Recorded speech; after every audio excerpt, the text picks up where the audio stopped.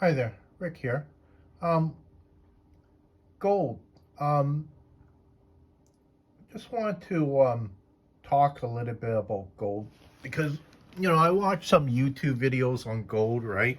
And I'm just amazed at some of the YouTubers. Okay, like gold, for example. Okay, um, countries are being so secretive about how much gold they have. I always thought to myself, well, like this was even happening way back, okay, as far back as 1971, okay, because um,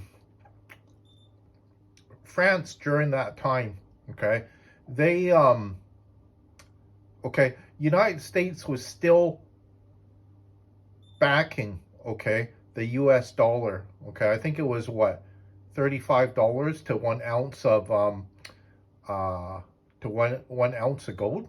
Okay, and this was back in 1971. Okay, um, and I think it was de Gaulle in France.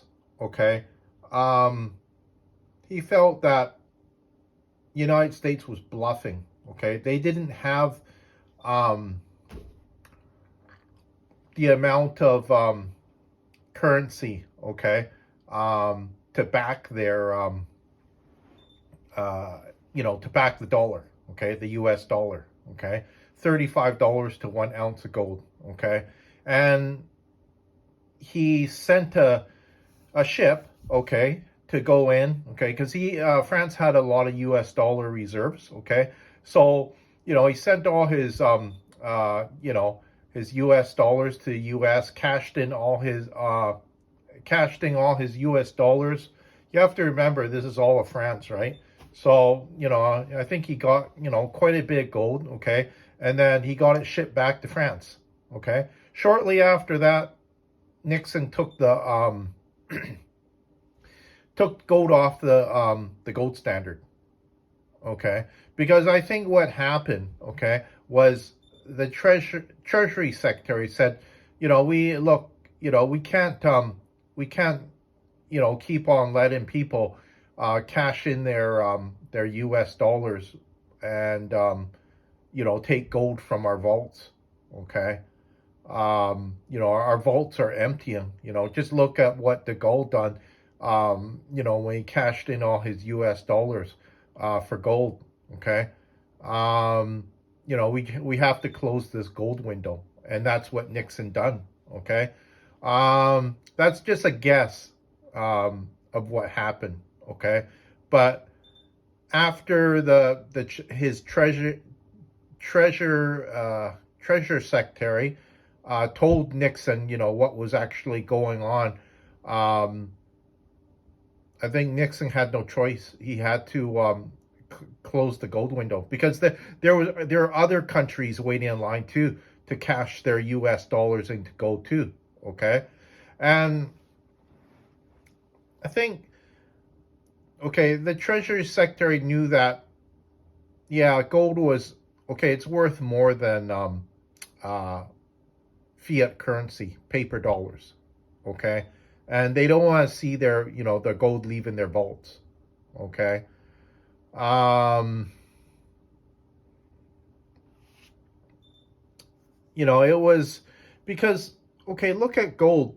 Okay, now I'm just talking about the past 5 years. Okay, um from 2020 to 2025. Okay, if you had an ounce of gold, okay, it went up. Okay, about 120%. Okay, because I know that. Okay, back in 2020, you could bought 1 ounce of gold for about $2,700. Okay, right now, okay, if you cashed it in, okay, it's what, about $6,000. It's actually a little bit over $6,000. I think I saw it at $6,100. So what is that? Three um that's about what is it? $3,400 profit right there. Okay. And remember too, when you buy from a bullion dealer, there's no GST on that unless it's hidden. Okay. I just, don't know that, there's hidden tax in there, right? I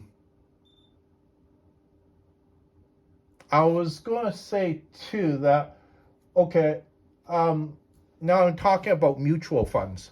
Okay. If you bought a mutual fund, okay, um, say for instance, okay, you bought a mutual fund, you gained about what, $400 um, in interest on it, okay. Now I'm talking about a 4 or 5 year period, okay. This is at banks, okay, because they like to try to um, uh, sell their mutual funds to their customers, okay, and say, yeah, you get this much interest on it, okay.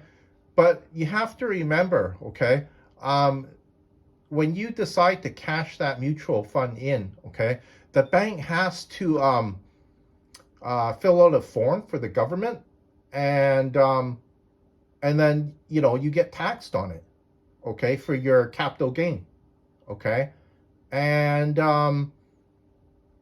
the tax equals the same amount as the interest that you got on it, okay, $400, okay.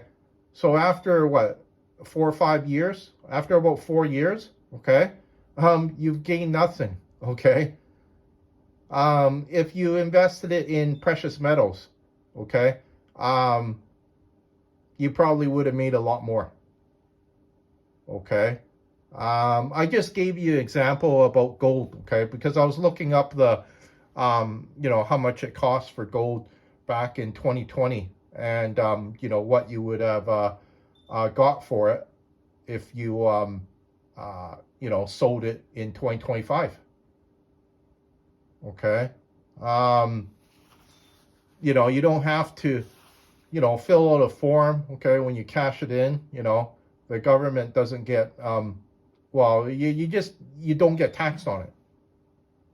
Okay, if you sell it to a bullion dealer or even a coin shop, yeah, they're supposed to give you the same amount. Okay, because that's what is meant by spot.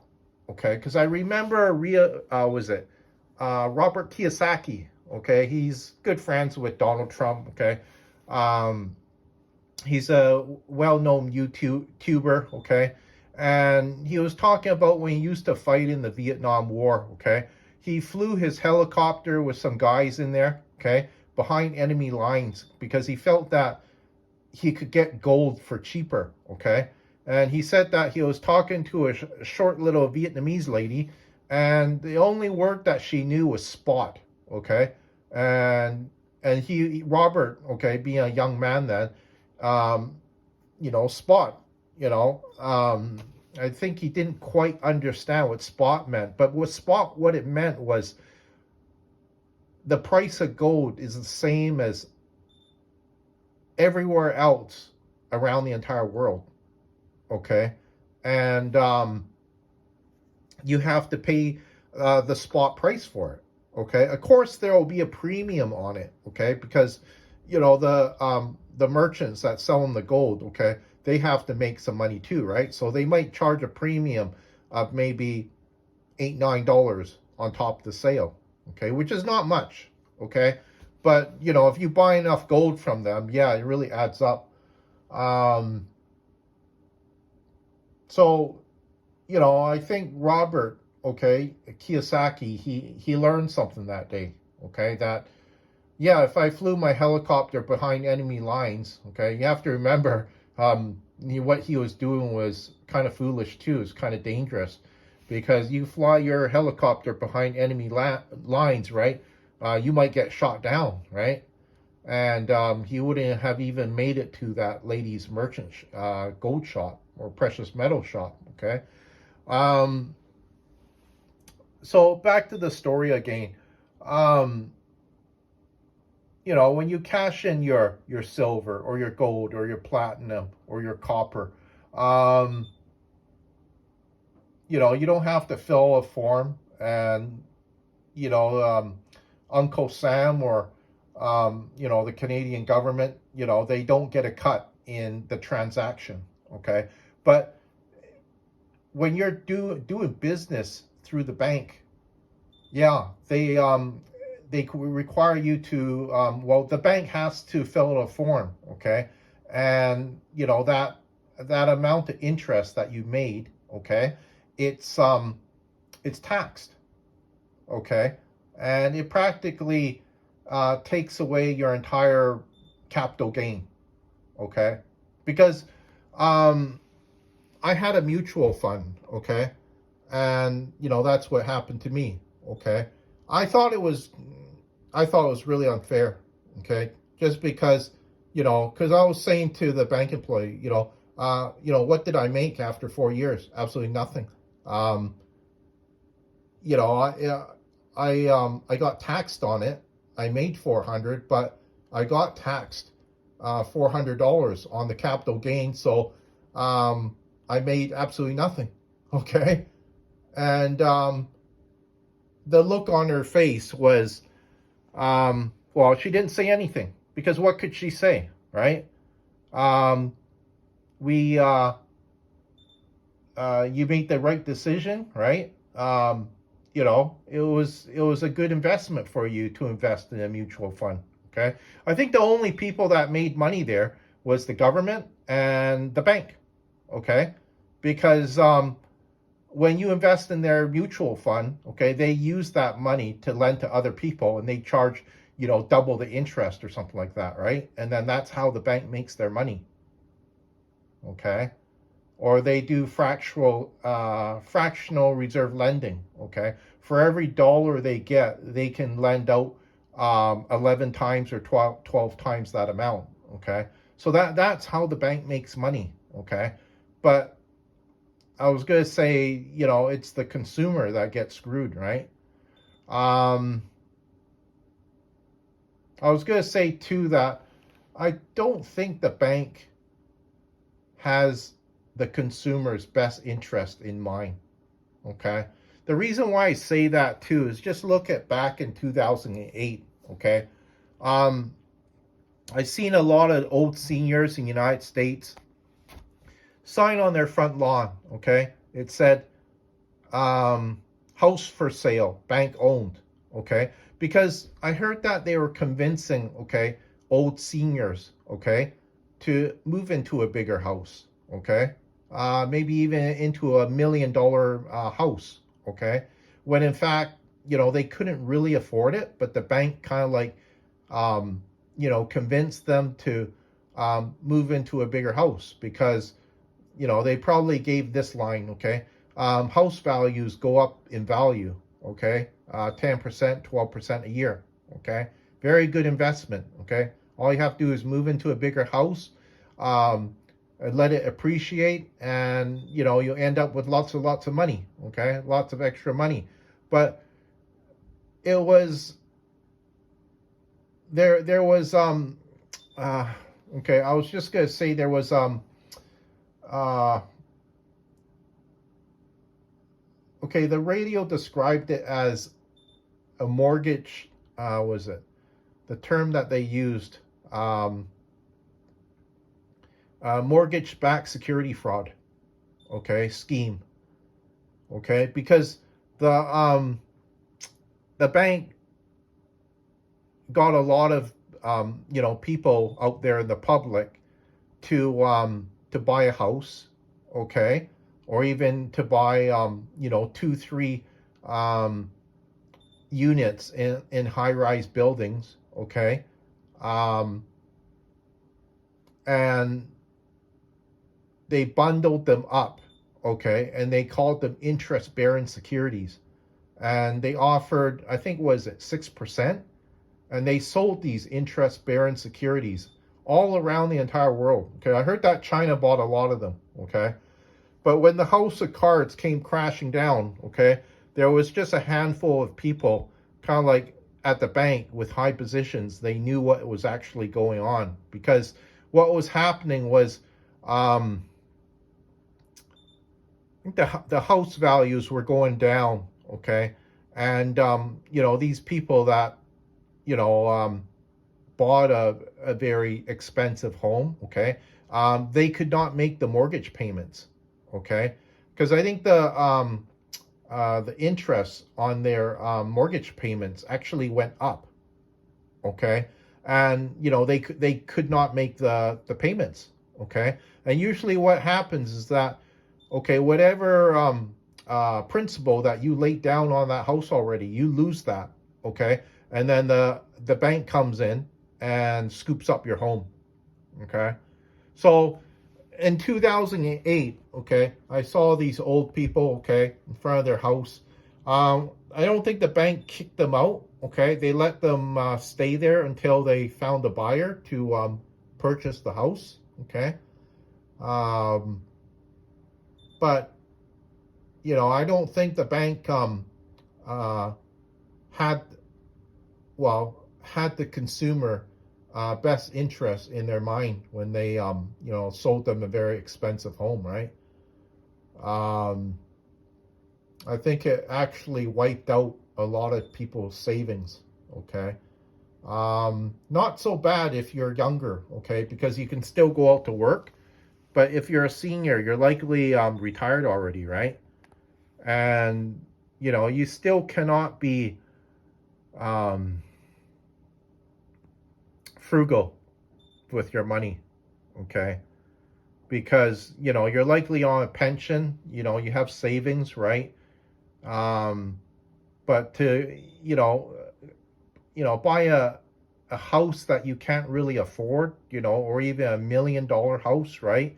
And just hope that's going to go up in value, and it doesn't. There's a housing market crash in the U.S. in 2008, right?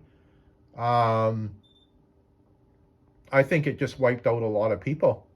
Okay, and so I just wanted to bring this story to your attention, because um,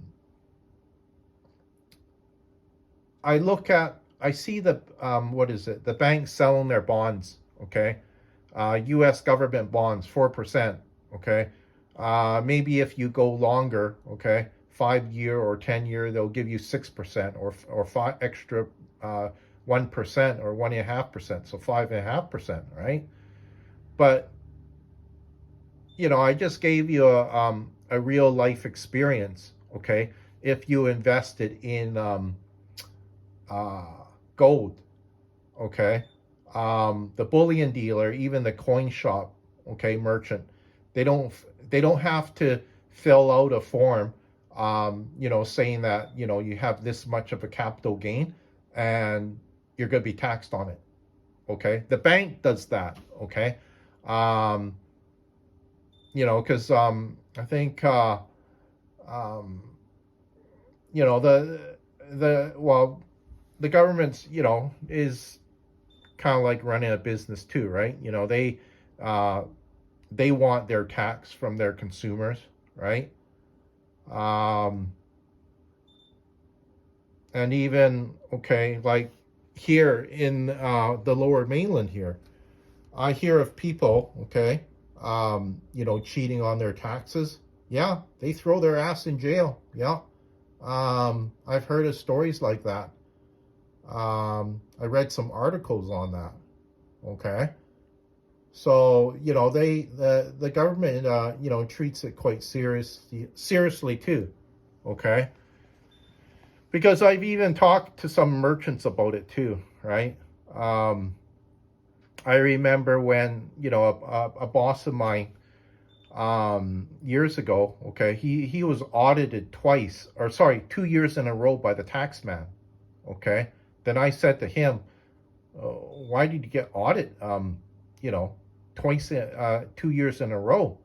Are you not balancing? Are your books not balancing when you do your accounting at the end of the year? you know was he Was he doing something crooked in the company to cheat the tax man? Okay. Um, so, I have heard some, um, well, I was just going to use the word horror stories um, about, some people that um, intentionally or unintentionally, tried to cheat the tax man. Okay. And, even talking to my accountant, right? He tells me some stories too, right? Um, and it's kind of interesting, okay? Like I find it interesting, anyways. When he's telling me, these interesting stories, how, some people, okay, they own this much tax, and then, some other people, yeah, they're entitled to, a large refund. Okay. Um, because you have to remember, what is it? When it comes down to it, um, it's just, okay, a lot of, I was going to say a lot of, uh, well, business. Okay. Um, because even the city, okay, they run their business, right? They collect property tax off of the homeowners, and even the property taxes off of the merchants. Okay, they split that money up and they use it for a lot of different things. Okay, um, on that piece of paper that I read out before, they're using some a percentage of the money for the schools, to upgrade the roads, um, sewer, water, right? They have to, pay their workers to, to do the work. So, we can have, water in the morning, right? Or, when we flush our toilets, right? The water goes towards to the sewage system, right? And the sewage, it gets treated and then it gets, um, pumped out to the ocean. Okay. Um, but yeah, they have to treat the water. Okay, otherwise you're gonna pollute the environment, pollute the ocean, right? I'm sure that's not good for the the marine ecosystem when you're pumping all that sewage into the water. Okay. Um, so it's okay. I've watched some different YouTube videos just saying how these economists were just talking about how silver is still quite cheap. Okay, even though it's at about $52 an ounce. Okay, it broke its 1980 high. Okay, but there was the economists were saying too that if silver was adjusted for inflation, it should be about $160 an ounce right now. It's only at around, like I say, $52 an ounce. Okay, um, because gold, okay, it's out of reach for a lot of people, like $6,000 ounce right now. Okay, I think I even saw it at $6,100. Okay, but over $6,000 an ounce. Okay, it's just out of reach for a lot of people. Like, I mean, you could buy half an ounce or 1/10 of an ounce, right? But it's just shot up so much now that, like I say, it's out of reach for most people now these days. But silver, it's not. Okay, because you can buy, um, half ounce silver coins. You buy quarter-ounce silver coins. I think you can even buy 1/10 of an ounce of a silver coin. So, 1/10 of an ounce. What was that? 50. Okay, 1/10 of an ounce of silver is $5.20. Okay, um, I think you can get 1/10 of an ounce of a silver coin out there. Okay. Um, so, most people will be able to, buy, um, uh, invest, $5.20 and buy, I don't know, maybe a, um, 10 or 20 of these, 1/10 of an ounce of silver, right? Um, what's amazing too is I heard that there was about 1 million people in China that, yeah, they can afford uh, they could afford 1 metric ton of gold. Okay, that's basically 1,000 kilograms of gold right there. Okay, pretty amazing. Um, but you have to remember too that there's a lot of people in China, right? And there's a lot of wealthy people in China too, right? Um, just amazing. Okay, because too, I watch some YouTube videos and try to keep up to date with gold and silver. Um, I heard that the merchants uh, in China, okay, um, spot is what, um, at about around $52, but they're selling their silver for as high as 120, $130 an ounce. So they're selling it way above spot. Okay, sure, they're collecting a premium on it. Okay, but it's about, let's see, 70. It's about $50 higher um, what people have to pay in the West. Okay, so it's just that hard to get it. Okay, because even gold, I hear that it's hard for a lot of people in China to get gold as well. Okay, or you have to pay a very high premium on it. Okay, because this I think this will happen in the future. Um, I've even seen it on the internet already. Gold and silver will be unattainable. Okay, in the future. Okay, because um, the people buying it, um, was it? I heard that China is even buying it, like the unfinished product.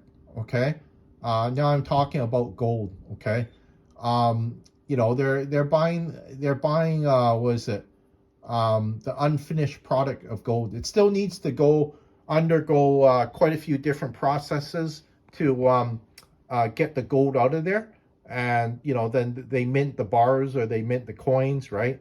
Um, China is buying directly from the mines, okay, in the West, okay, and they're bringing it back to their country to refine it, okay.